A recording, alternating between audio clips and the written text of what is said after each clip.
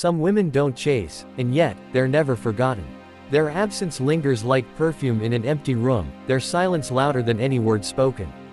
To a man, her withdrawal is not just the loss of her voice, it is the sudden mirror of his own shadows.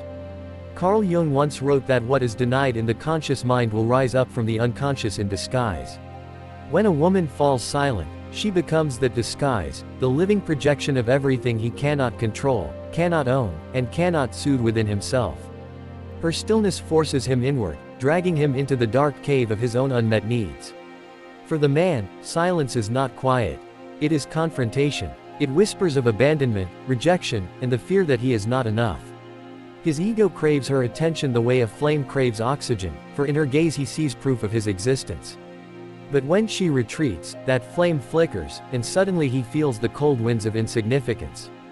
The Anima, Jung's name for the feminine image within a man's psyche, is awakened most violently by the woman who withholds. Her silence is not absence but presence, piercing him like an arrow. She embodies the mystery he longs for but cannot penetrate. Her detachment forces him to confront the feminine within himself, the very part he has denied in his pursuit of control. In those moments, his obsession deepens. The Stoics taught that suffering begins where expectation is not met. And so he suffers. For he expected her to soothe, to yield, to answer. But silence offers nothing, and yet in that nothing, his desire grows. The more she withdraws, the louder her echo in his soul. Her absence sharpens his memory of her every laugh, every glance, every secret gesture burns brighter. In silence, she becomes myth, no longer a woman of flesh and bone, but a symbol lodged in his unconscious, haunting his nights and invading his dreams. But the silence is not only his torment.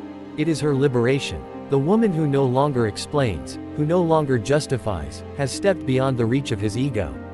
She is no longer bound to his demands for reassurance. She has tasted the power of detachment, the serenity of self-worth, the unshakable freedom of individuation. And in that space, she becomes untouchable. Her silence is not punishment, but clarity. I will not be consumed to feed your emptiness. It says, your shadows are yours to face, not mine to carry. Still, he cannot forget her. Because silence leaves a man nowhere to run. He cannot argue with it. He cannot seduce it. He cannot break it. Silence stands like a mirror, reflecting back his deepest hunger not for her, but for the parts of himself he has buried beneath pride.